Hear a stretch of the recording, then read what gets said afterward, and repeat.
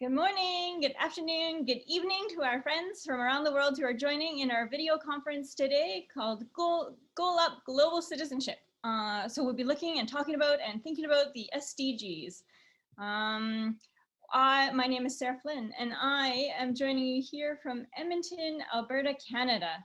And before we get started, I'm going to acknowledge that I'm joining you from Treaty 6 territory, which is the traditional meeting grounds and gathering place and traveling route of the Cree, Saulteaux, Blackfoot, Métis, Dene, and Nakota Sioux.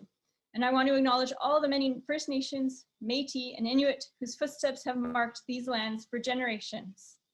Now in Canada, we are doing land acknowledgement as a part of our reconciliation process. And we have to learn how to practice reconciliation in our everyday lives, within ourselves, within our families, in our communities, in our governments, in our schools, in our places of worships, in our workplaces, everywhere. And we must remain committed to the ongoing work of establishing and maintaining these respectful relationships as we work through this difficult process of reconciliation with our Indigenous peoples. And the land acknowledgement itself aims to bring a voice to Indigenous presence and a voice to Canadians within institutions like this, like schools.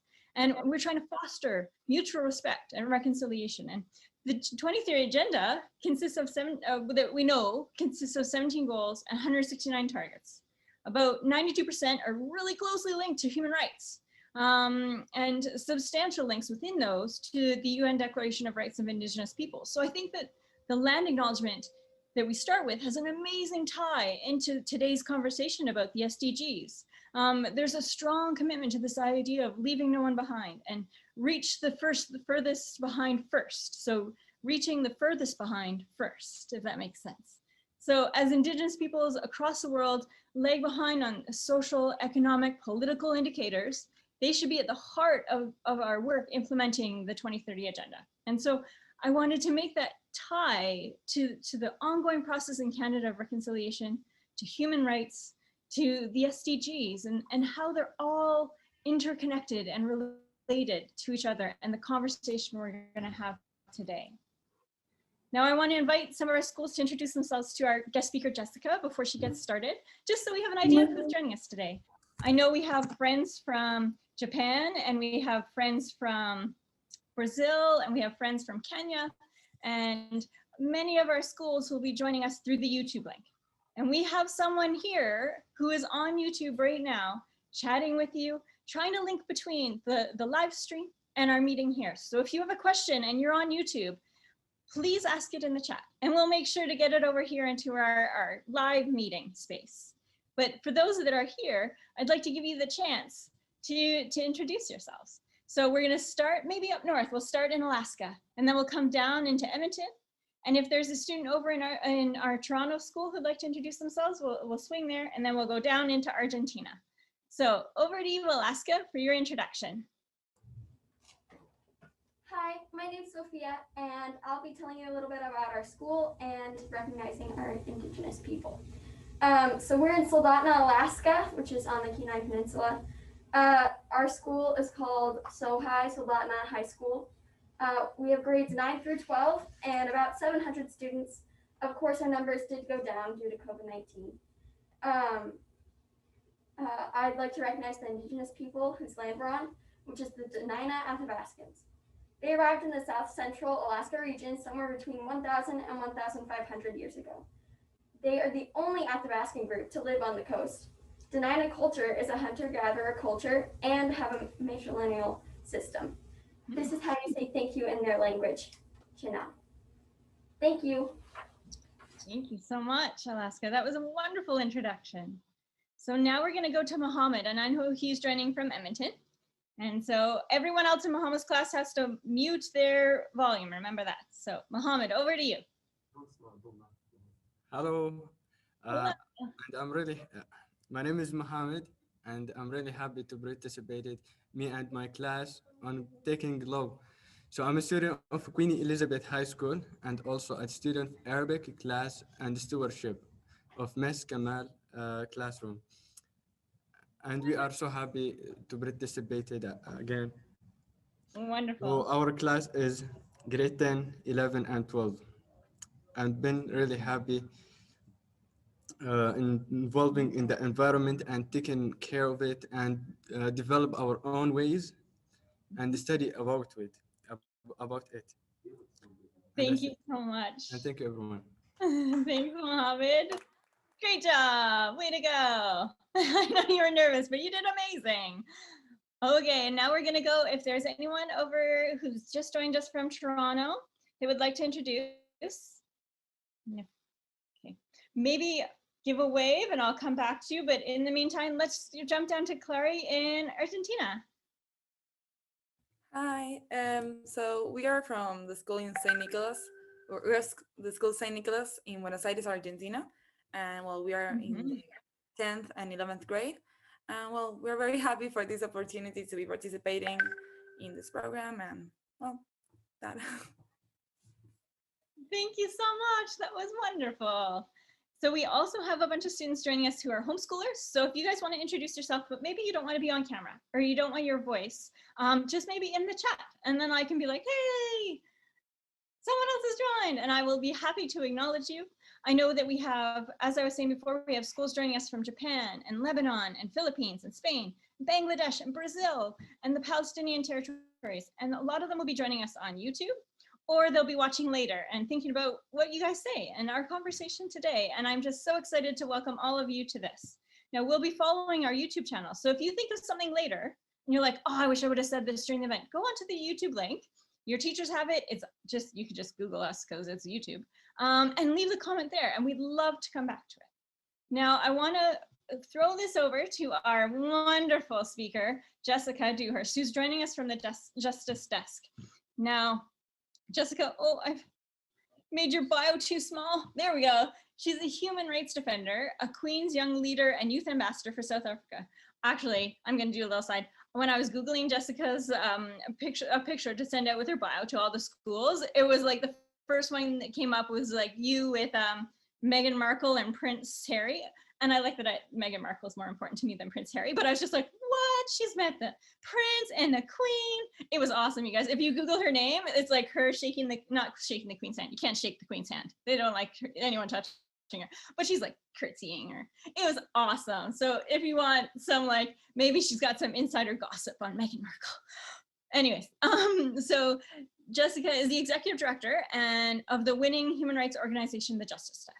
And they focus on educating, advocating, and equipping youth, government, civil society, and vulnerable groups across South Central Africa, specifically in human rights. And she has worked across the globe and holds various qualifications from Cambridge and the UN.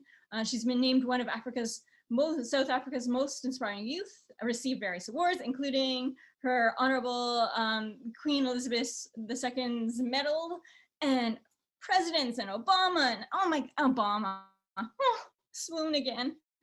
And so she's just this amazing person, and we've had her before, and this that you're doing around human rights and the way that human rights interlinks with the sustainable development goals, I think is just such a awesome way to celebrate and recognize the sustainable development goals. And so thank you for coming, and I'd like you to throw over to you, and yeah.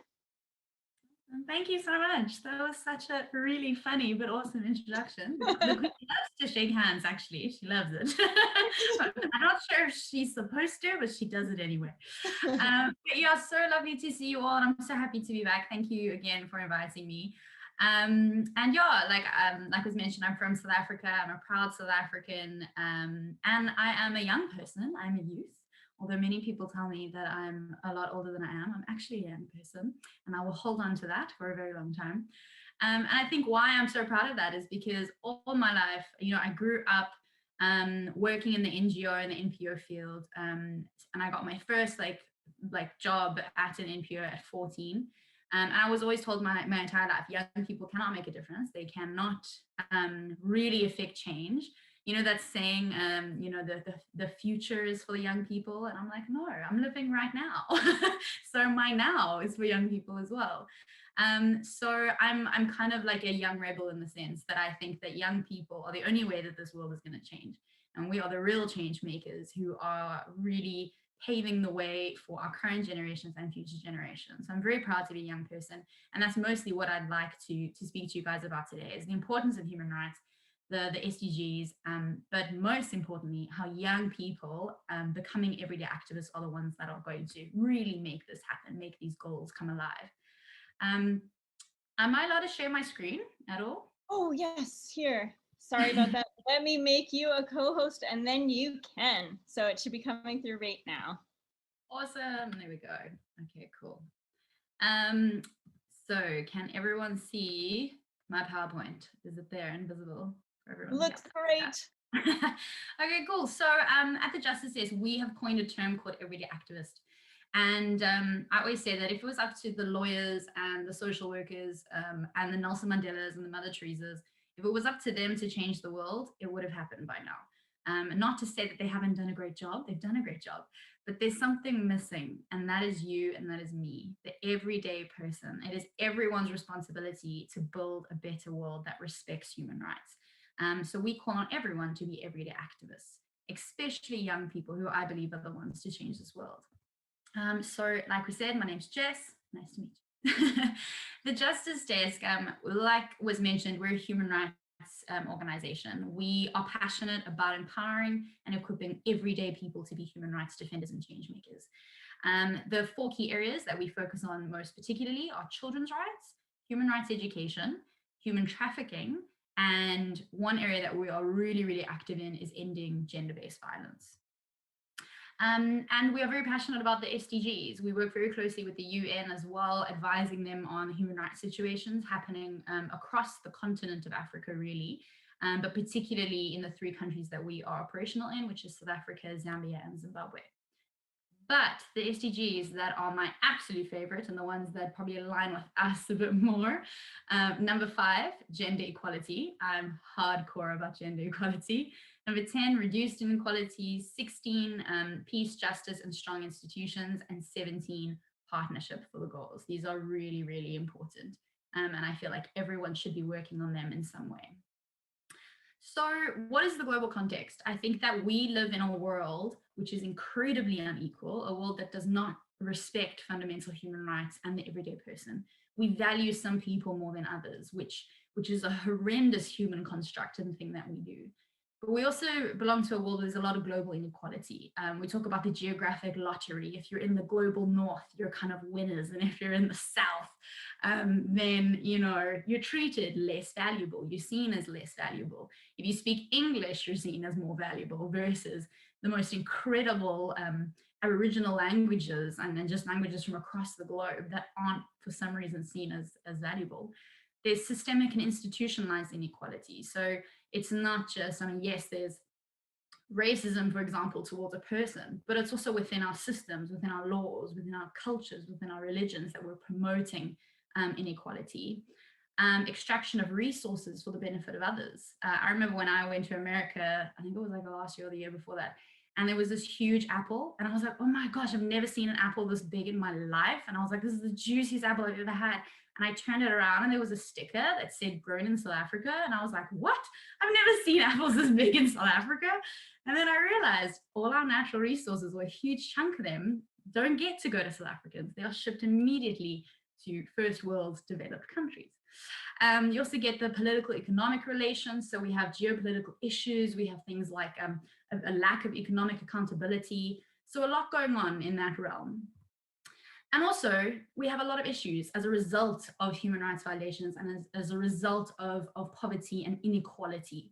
Things like child abuse, sexism, lack of access, human trafficking, major, corruption, tribalism, climate change, health crisis, homophobia.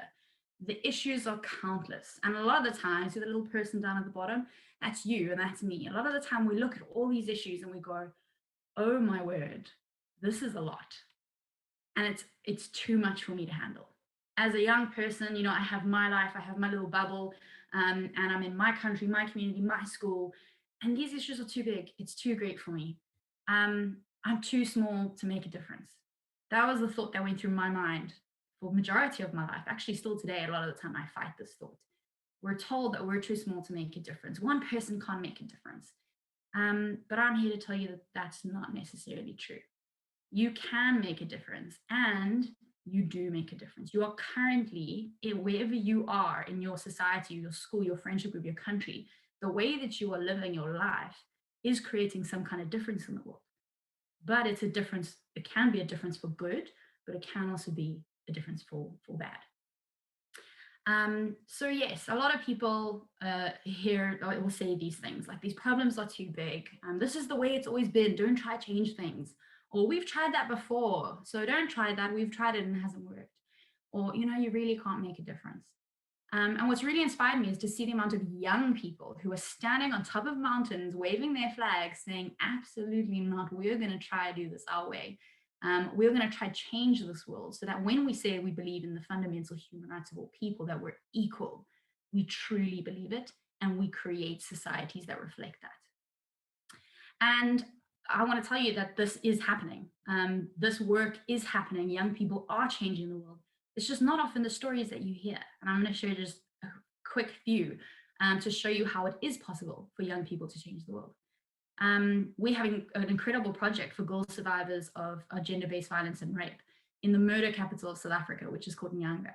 Now, the rate of murder of women and girls in South Africa, it equals that of countries at war. That is the same rate. But South Africa, the last time I checked, wasn't a war. But actually we are. Men have waged a war on the bodies of women in South Africa. And a lot of the time in our society, it's just, you know, guys, this is not going to change. Gender-based violence is too hardcore, it's too enshrined in our culture and religion. And so nothing's going to change. And I'll tell you, the girls in our group between the ages of 10 and I think our oldest now is 19, incredible girls who are standing up to challenge gender-based violence. They are actually, we're just called on to help influence 3 new law changes in our country. We marched, 27,000 of us marched to Parliament where we refused to leave. We were willing to camp until our president came out.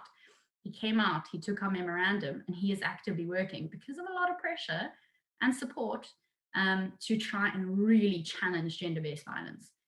We now have reporting hotlines. We're now talking and calling out people for perpetuating injustice. These are things that are starting to happen, and this was led by a group of young girls. Men standing up to abolish tampon tax. That's something that also was in South Africa for a long time. Women were taxed on their sanitary items, but men weren't taxed on razors. And when women asked why, and they were like, yeah, because men can't help but grow beards. And we were like, yeah, but women can't help but get their periods. So this doesn't really make sense. This is not equal.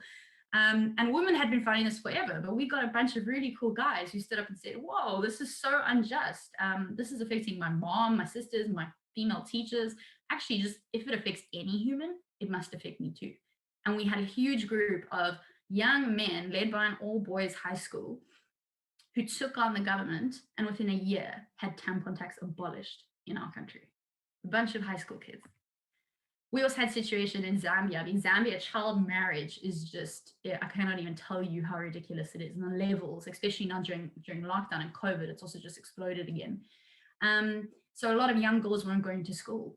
So we had a bunch of young people get together. They called the parents of girls who had been taken out of school and forced into child marriages, and they sat them all down. And they literally explained to them the importance of the girl child having access to education, what it does for the community, for the country, and for the world.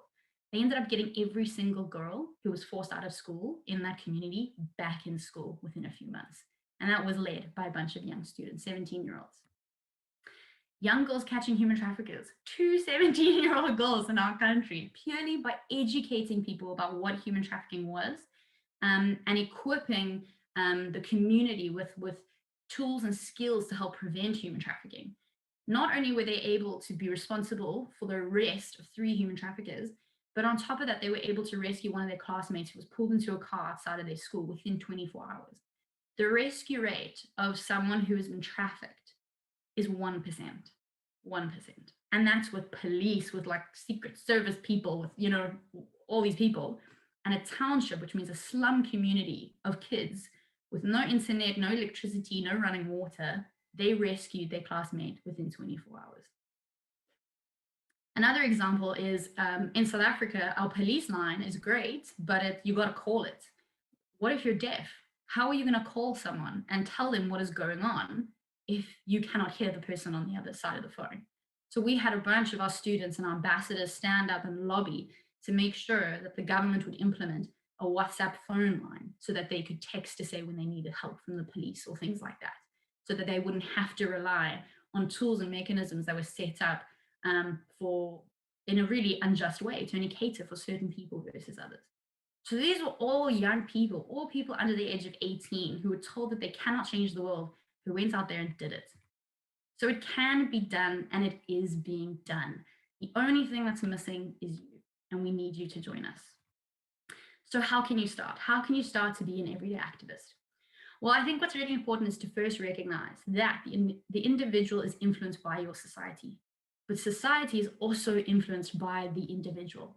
So your action as an individual person matters. It does make a difference, and it does in some way influence your community and how people are treated.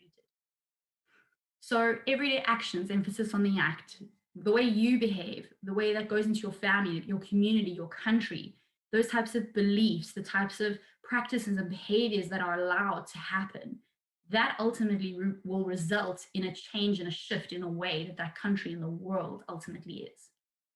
So we need to start saying, okay, let me play my part as an everyday activist and try to influence that for good. So the first thing I would say is what you publicly stand for needs, and 100% needs, to match what you do privately and in your everyday life. So what do I mean by this? You can't say, an example I often use, we had a huge drought in our country a few years ago, and I was all like, you know what, like this drought is so hectic, da da da da da. I went on a conference, I got into this hotel room, and it was really fancy, and I was really excited because it was a really nice hotel room.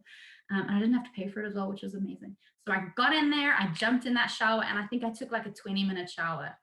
And I sat down and I felt so terrible because I thought to myself, here I am standing on global stages, you know, really speaking out against, you know, the waste of clean water and how people don't have access to water in so many countries still today. And there I went and took practically a car wash in the shower. So my actions did not match my morals and my beliefs. So you need to make sure that they match. If you stand against something, you cannot just be a silent supporter of queer rights or a silent supporter of anti-racism movements. You have to physically stand up and do something about it. That's the difference. The time for silent allyship is done. That's done. We cannot do that anymore. You can't just say you support something. You have to physically do something. So your actions and your beliefs and morals must match. We always talk about something called barcode voting, and a lot of young people, especially under the age of 18, and in South Africa and in a lot of African countries, you have to be 18 in order to vote. In your general elections. So a lot of people say, I can't vote, so I can't make a difference. And we always say, that's nonsense. You vote every single day. Anytime you purchase a product, the minute that barcode is swiped, you have made a vote for that product, that company, and the way they do business. Every time someone says something that's inappropriate, maybe your best friend, and you have let that slip, you are voting for that friend, for what they've said and what they believe in. So we would say focus on 3 key things: your language, your choices, and your behavior. We have a term in the office called R&R, which is called rethink and rephrase, because a lot of the time we're brought up in societies that have really influenced us to do and believe quite unjust things, whether it's conscious or unconsciously. So we'll often say, you know, if someone says something that's just really inappropriate, we'll say, oh, R&R. And that's an opportunity for you to stop, rethink what you were trying to say, and then rephrase it and say it differently in a way that is just and respects fundamental human rights. So what's your language? When you're insulting someone, don't go, oh, you're so gay. What are you trying to say? Are you trying to say that because you're insulting that person, which means that you think being gay is an insult, which means you're homophobic? And a lot of time people are like, but that's not what I meant. But that's what you said. So we need to watch our language and the terms that we use. Another word, which I cringe and I hate saying it, but I use it for this presentation, is the word retard. A lot of people will say, oh, don't be a retard. And I'll be like, what did you just say? You're ultimately insulting someone again by using a term for differently able people. So are you saying differently able people to be someone who's differently able is an insult, which is why you're using that as an insult for another person? Oh no, that's not what I meant. But if you look deeper, that's what you said. And at the end of the day, all these things build up and support the system and the structure of injustice. Every time we say things and we laugh at certain jokes and we don't stand up for someone when they're being treated unequally, every time we do that, we continue to vote. We vote for injustice and we vote for human rights violations. So make different choices when you purchase things. Do the research. Young people, we have access to internet, or at least some of us. Do your research. Find out who makes the products that you are supporting. Before you go out and buy something based on the brand value, actually look into what does that brand value? Do they value people? Do they pay people good wages? Do they let them join unions? That's something, those type of questions you need to think of. And you'll behavior yourself, challenge yourself, make sure that you are not part of the problem, but you're part of the solution. So long-term impact requires everyday activism. We always say the peaceful demonstrations and marches are amazing, they're very powerful, but the everyday long-term actions are what really makes a difference. We always say it's what you do before and after a demonstration and protest that truly matters. So 3 things to remember. Number 1, recognize that there are no quick fixes to long-term problems. Systemic injustice, human rights violations, which the SDGs are trying to overcome, those are so deeply entrenched in our societies, our cultures, our religions, our way of doing things, that it's very hard for us to challenge them and try to kick those things out of our worlds. Which means it's not short-term. You need to work with people with patience and compassion and love, and really try to help people to understand why what they could be doing or what you could be doing is actually perpetuating injustice and keeping that horrendous system going. But that takes time. It'll take a lifetime, but I promise you it is so worth it. Second, believe in yourself and others. Channel your passion into activism. Like I said, you don't have to be a lawyer or a social worker. I'm not a social worker. I'm a social development practitioner, but I love music. I love playing music. So I will often do fundraiser events, or I'll do spoken word poetry events. I'll use my passions for things. Human resilience is also a very powerful tool, and never forget that. I always say, why should we have to be resilient? But I am also a firm believer that what I've gone through has helped me be the person I am today, and I hold on to that. So 5 quick things that you can do to become an everyday activist. And this is the start. This is the start of the journey.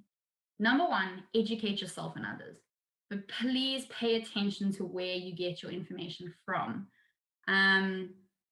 There was this documentary I just watched on Netflix. I think it was called The Social Dilemma or something like that. Anyway, social media is used, and a lot of time news is used as propaganda to get us so focused on fighting each other that we don't actually see who the real enemy is, which is those who are against human rights. So pay attention to where you're getting your information from. Make sure that the information you get is unbiased, but also get your information from different sources. There's a news channel in America that I cannot stand because it is so laughably horrendous, but I watch it because I need to make sure that the information I'm getting is diverse in order to make a decision then myself. Second, rethink and rephrase. Your words are your weapons. What are you voting for with your words? Third, find your passion.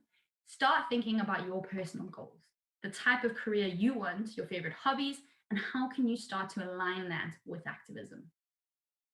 Fourth, support organizations. Money, time, resources, spread the word.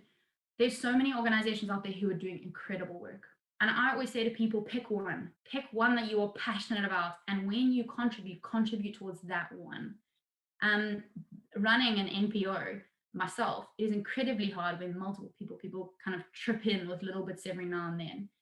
What really helps us is when we have dedicated people who we know we can call on when we need help with setting up a venue, making a donation, signing a petition. Knowing people who we can trust and love really goes a long way. And then lastly, partner, plan, and share. We can only do this if we do it together. Awesome quote, I love it. If you wait until you can do everything for everybody, instead of something for somebody, you'll end up not doing anything for anybody. So stop waiting for someone else to change the world, because then it's not going to happen. We need every single one of you to be a part of the movement to make this world a better place, a world that respects fundamental human rights and equality for all. Young people around the world, and in my experience, heavily in developing countries, they're doing that every single day because they don't have a choice not to do it. because their lives are so hectically impacted by injustice. But we need everyone to join us. Use your voice, use your platform, and become an everyday activist. It's only once we do that that human rights will become a reality and we can actually achieve those SDGs. Awesome. That's me. Any questions, any thoughts? I'm here to listen. So wonderful. So we're going to turn it over to the students to ask questions, and we'll probably go in the same sort of order. So Alaska to Edmonton to Toronto if they want to jump in. Again, you can write it in the chat, either here or on YouTube if you have a question, and then we'll go to Argentina. But before we go to Alaska for a question, I wanted to jump to them because you had your favorite SDGs. Now, my favorite SDG, of course, is number 5 because gender equity, but I also like number 13. And I know number 13, climate change, resonates a lot with our students in Alaska because as an activity before this event, they had to sort of pick their favorite SDG and show how it linked to other ones and how when you address gender equality, it can link to no poverty and it can link to clean water. Like it can link in so many ways to if you, so it's not just about supporting one aspect of human rights, like they're so interwoven. And so I know that I saw Morgan and Daniel and Sophia all in Alaska had posted blogs about their favorite SDGs. And I think they worked in groups. So like I see Anders and Braden and Sarah in there too. But I was wondering if one of them wanted to stand up and talk about how their SDG maybe relates to human rights. So I know it's kind of putting you guys on the spot, but think about like how does climate, because you all identified climate action and consumption, responsible consumption, and then clean energy. And how does, I think clean energy we can, especially within Alaska, you might be able to immediately link to human rights, but maybe one of you, Morgan or Daniel or Sophia, if you're on the here or if you're in the classroom, do one of you want to stand up and sort of talk about that? I'm gonna throw it over to Mr. Sparks to help facilitate that. All right, we got a taker. Hi, my name is Sophia. So my group, we were in groups. We talked about like consuming wisely. Yeah, responsible consumption, yeah. Yes. That really would help with human rights because everyone deserves clean air, clean water, clean food, and the pollution that was coming out of that wasn't helping with any of it. So yeah, I did think that would help with human rights. Thank you. Nice. Now I've put the SDG link in the box here. So I'm gonna make everyone who's on the link here, and then maybe we'll have someone pop it into the YouTube link as well. And what are your favorite SDGs?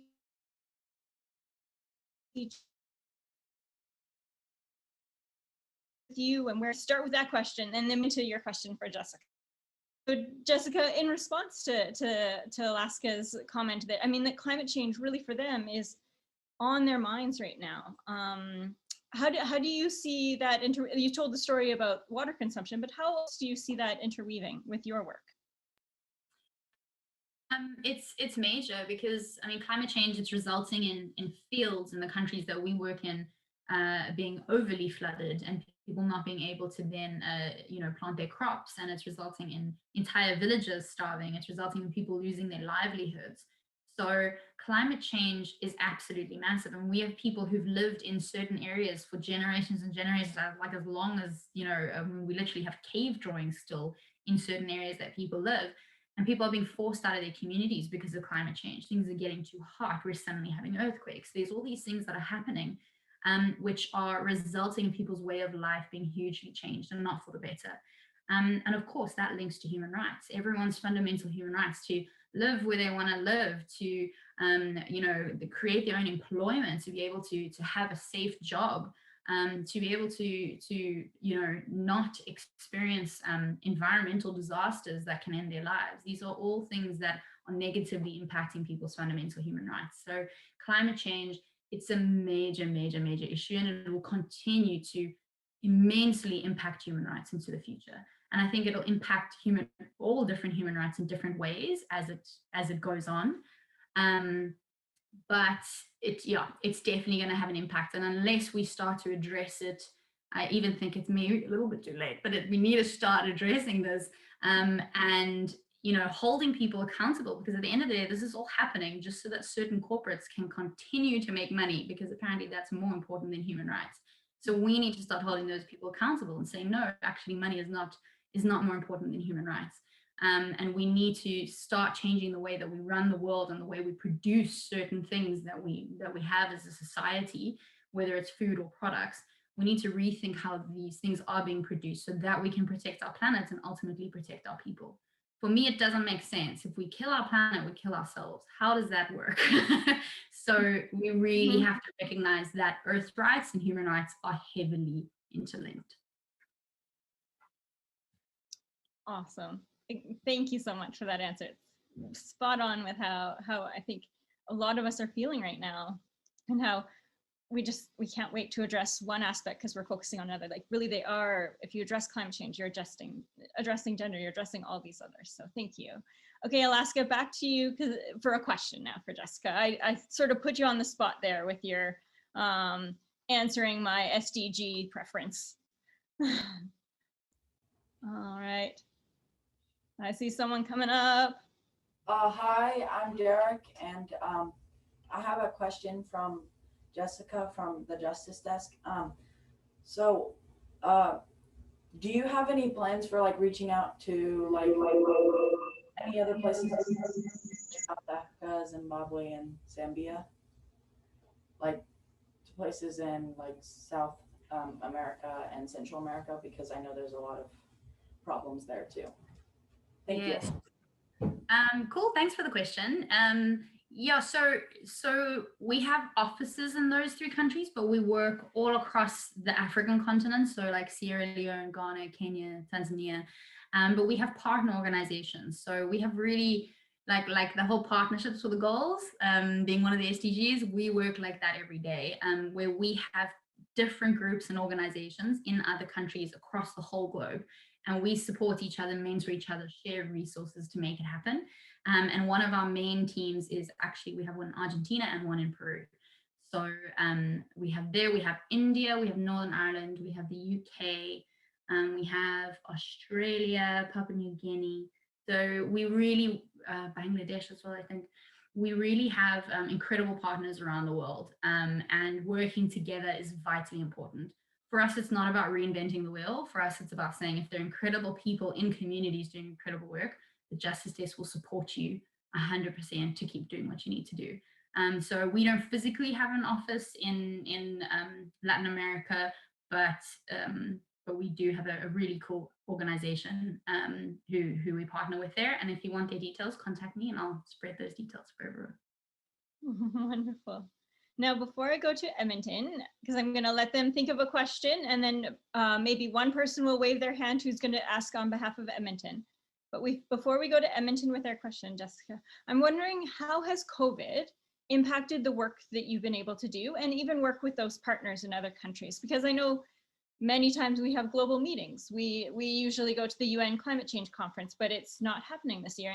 And so much happens organically when you're face to face with someone and you have those conversations and build that sort of community. But how has that impacted your work in South Africa and also your partnerships? COVID really, for me, showed how unequal the world actually is. I think it was just heartbreaking. In my country, we had lockdown, and it was so intense that if you went outside your house, you were arrested. We had like the army patrolling streets and things like that. And our government and our president acted really quickly. And because of that, we saved so many lives. So we were very, very thankful. But it was incredibly tough because with lockdown, all businesses had to close. So many people lost their jobs. And we had people in situations where they were choosing between starvation or COVID. No one should ever be in a position where going outside means you'll be arrested, or meaning that because you're in a lockdown, you now do not have a job, you do not have your daily wage, and therefore you and your children are starving. Our healthcare system was shown to be how actually terrible and unequal it was. If you had access to private hospitals, you survived the virus. If you didn't, much less likely. And that's reflected all over the world, I think. But the one thing that I experienced here for the first time in a very long time was we worked closer than ever with other organizations, with other government groups than actually I've experienced in a very long time. So there's also a flip side to it.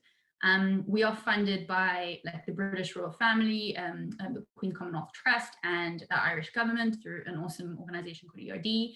And what I just thought was so fantastic is during those times, within that collaboration and them knowing what's going on in other countries, we were contacted straight away and they said, okay, cool, what are you doing? What are you doing? We're going to support, we're going to fund, we want to get there. And I love that because it just really showed that we're stopping this really unhealthy and incorrect way of just thinking of our own little bubble and our own little country as our little kingdom. And we're starting to see how interconnected we are as a world, but also how we are responsible for each other as a world.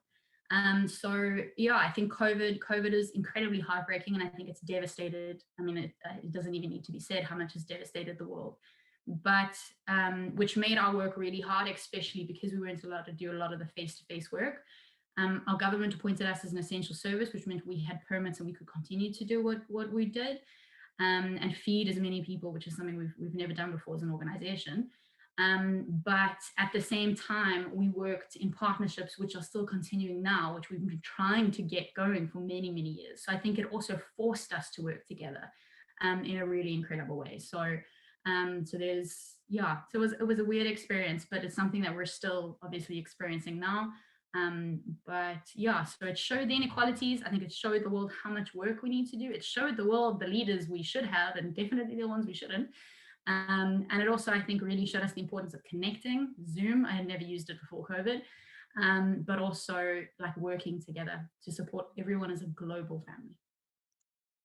Oh, awesome. I'm glad that there was that balance. That I think that we found that as well, that, you know, before COVID, schools, they weren't familiar with Zoom and it was hard to log on to these meetings. And now it's like, oh, I can do this. Like, this is exciting. This is new, but I know how I can do it. And it bolstered like, okay, we have to think of new ways to work, but we can do it. And you know, it really sort of inspired out of the box thinking. It makes you take risks in other ways as well, right? That, oh, okay, we can do this. Wonderful. Okay, so Edmonton. Yeah, I see that Taz and Mohammed has turned his screen back on as well. Do we have someone who would like to ask a question? All right, Mohammed, over to you. Yeah, well, I do have a question about a subject that we learned a couple of weeks ago, and it is about the t-shirt business, and then how this is related to human rights and also to environment, because this is a t-shirt, a simple t-shirt can cause two problems at once: an environmental issue and also human rights. And when a process of t-shirt business, when people who make the t-shirt aren't protected, like buildings are not very good, the environment not good also, and the minimum wage isn't good. So that's the problem of this human rights. And also the environmental,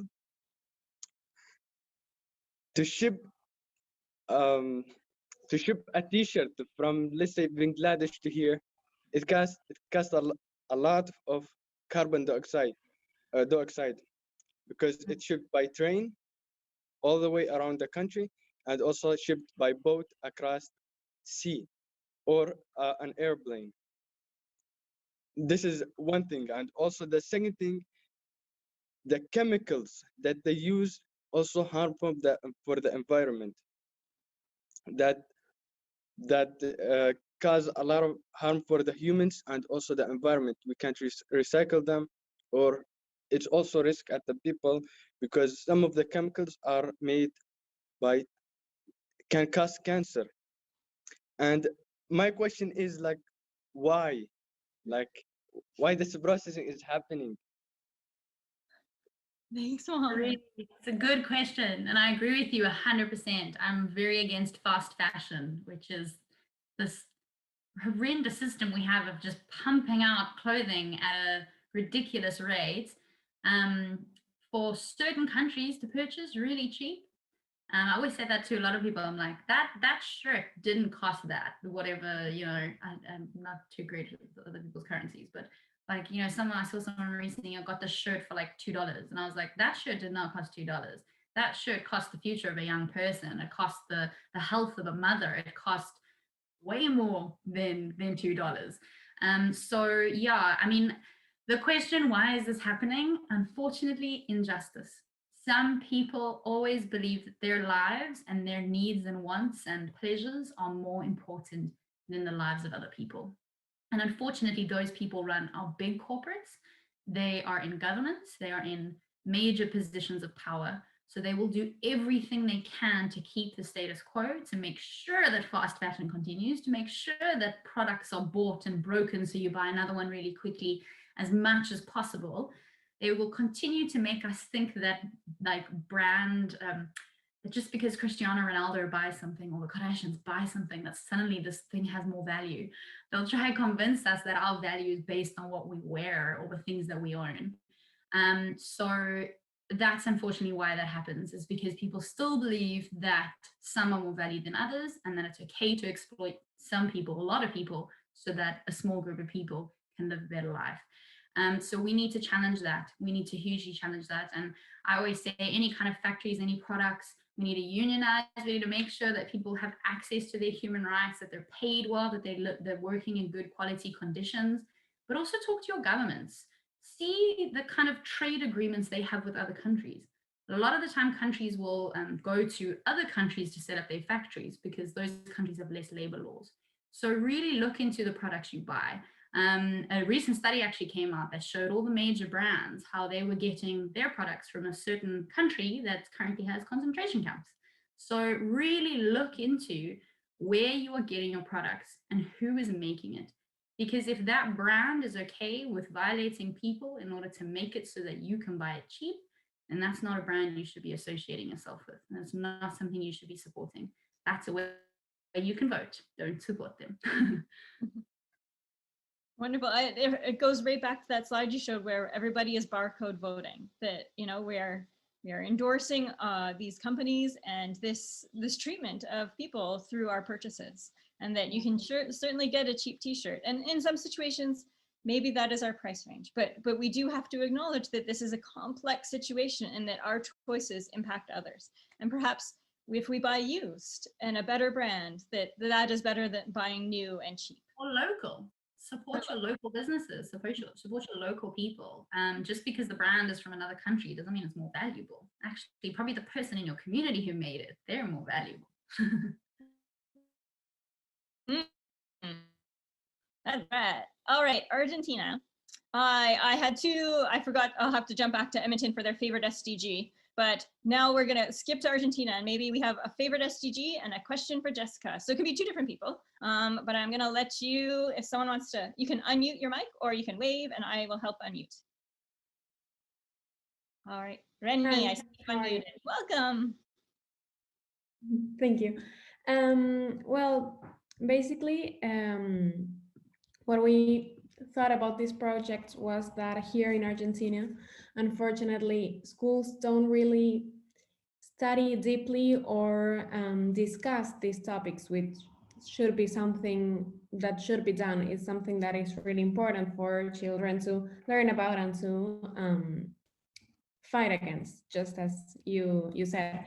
So, well, we basically wanted it would be great for our country to start learning about these topics and really trying to involve them in our everyday life to fight against injustice. But well, based on that, we basically aimed our project around goal for number 14, which was about life underwater. We realized the importance of water and the oceans and seas to the ecosystem, how important they are, and sometimes how people maybe it's not people's first interest, and it's not their primary, it's not what they usually just take care of as a first idea. So here in Argentina, unfortunately, there are really big wastes of water. There are a lot of people who do not have access to clean water nor to hot water. So it's something that should be really worked on, and something that we would like for the whole world to start changing and taking more care of it. That's basically what our work and our project was based on. And well, thank you. That's it. That sounds awesome. Great work, guys. Yeah, the more people who speak about this, the better. Spread the word. I always say half the fight is getting people to know there's an issue in the first place. So go out there and keep encouraging people to talk about that issue in your community. And more people will come on board, I promise. But well done. That sounds really cool. And this year is actually the start of the UN Decade of Ocean Science. And so that particular SDG is going to be great focus for the UN. There should be a lot of opportunities for the youth through organizations to have their voice heard. So if you guys wrote a blog or you wrote something or a letter, now is the time to send it to your UN representatives, because this is what they want to hear. They want to hear from youth about what is important. What should they be pushing? What opportunities are there? Do you need funding for action projects? This is how we're gonna get those resources to youth, is by you showing your interest. And so I encourage you to send whatever you did, however you focus, whether you made letters or infographics or posters or whatever you did to surmise that education, that research. Send it on and see what the response is, and ask for them to give you a response and see what they say. What are the priorities of the government in Argentina, or even your UN representatives, who might be a little bit more accessible than a government? Sometimes you just send stuff out into the internet. It's like, hello, internet. But if you know the name of your UN representative, which you can Google online, you send it right to them and see what they have to say. Ask for a response. Do you have, so Jessica, I mean, that's a good, like, should they use Twitter? How do you think they should reach out to people who are making these decisions? I would say Twitter is mostly used by politicians and activists and people like that. So I'm always on Twitter, and I'm always messaging people, either who I have a problem with, especially members of government or UN officials, and I'll be like, hey, this issue is important. Why have you not responded? And we will just flood. We have like a lot of strategies. We will just flood tweet people and just be like, hey, we will not stop until you respond. But people can listen. And I feel like Twitter is a platform that I think is actually used and responded to quite well. But I agree, letter writing campaigns are really awesome. Find out who your representatives are, your local governance as well as national. And then, what type of, bigger bodies are there, like the UN, or, in Africa, we have the African Union, European Union, etc., etc. There are some people who aren't interested in listening to you. I'm going to be honest and say that. But I think there are more people who are interested. And I've been blessed to have been in touch with a lot of those people who are just dying to hear from young people. I'll give an example. Human trafficking is obviously massive. And South Africa didn't have any laws against human trafficking, so human traffickers would just, go away free. Finally, when the law was passed, nothing happened. None of the different provinces were actually implementing any of the laws.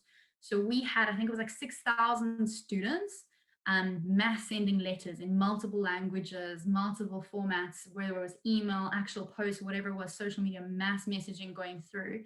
And we flooded their inboxes so badly that we got a response. And they literally said to us, they were like, why are young people so interested in this? Like, the other NPOs and all these adults have been trying to get us to respond, but it was like, yeah, they messaged us every now and then, but you wouldn't stop. So we had to respond. And I think that's something that us young people are really good at. We have numbers. We have numbers. Gather and don't stop, because that's what those people are there for. A lot of the time, governments and people in positions of power, they think we work for them. No, they work for us. We put them in those positions of power, so they work for us. They should be listening to us. So don't stop until they respond. Awesome. You've all been called to act.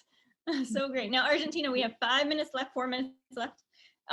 Do you have a question? Because I sort of imposed your SDG report on you. So is there a question as well?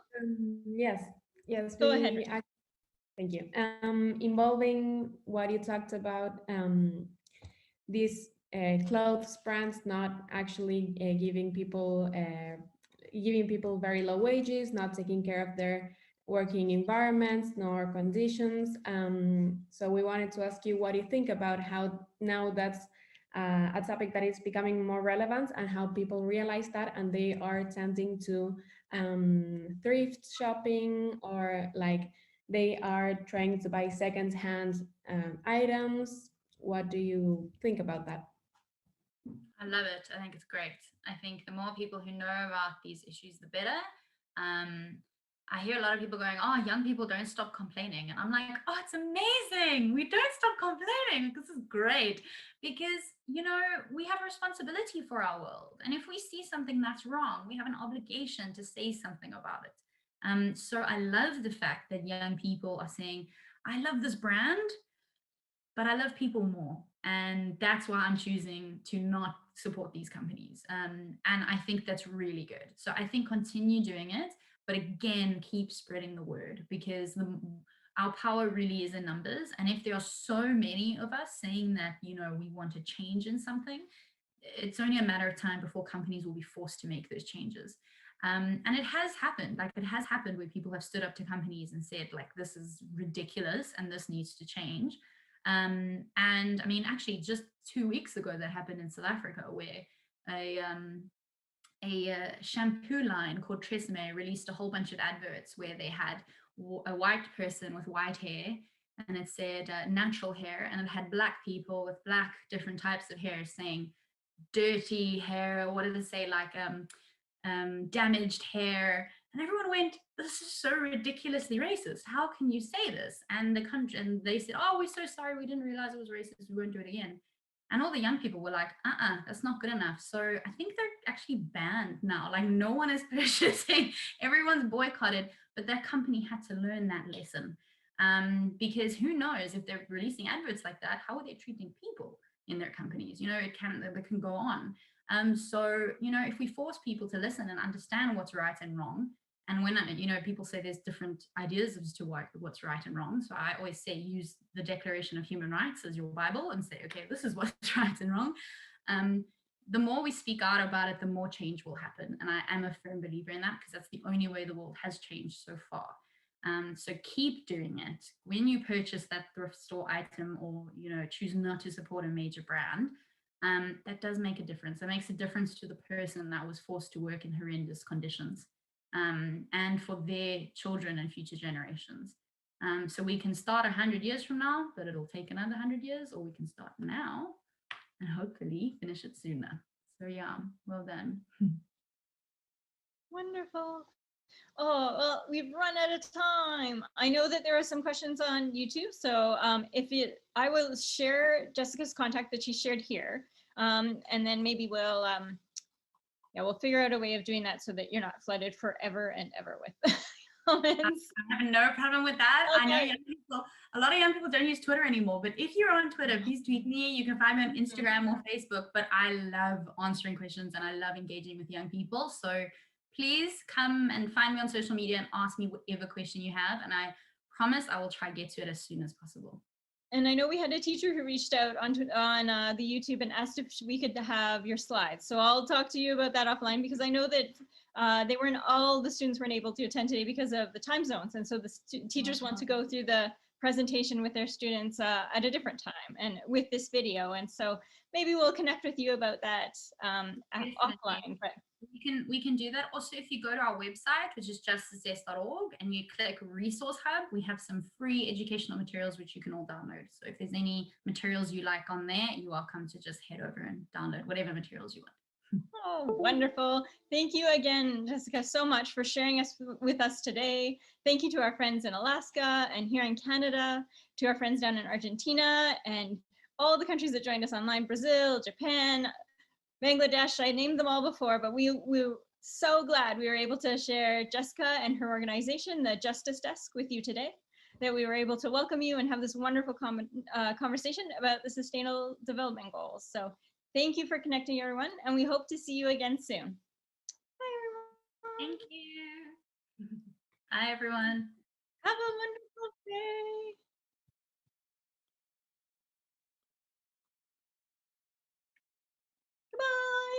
Goodbye, Argentina. Goodbye.